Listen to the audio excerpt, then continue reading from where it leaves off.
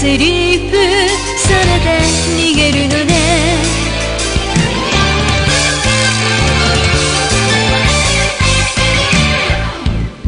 ミラー越し遠ざかる雨のジャンクション、安物のメンソール火をつけて消した。いつもの左右うんざりなのにルージュが求めてる。だってだってだってずるいキスでそっとしてよ終わらせるならそれでいいんじゃね。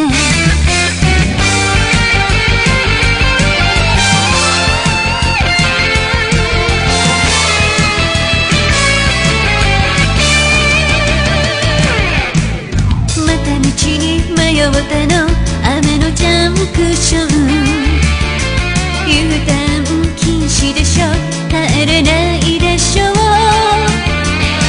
垢なふりにはうんざりだけど言い訳が欲しいの。だってだってだって好みのシャドウそっと引いた時から私どうせいいだわ。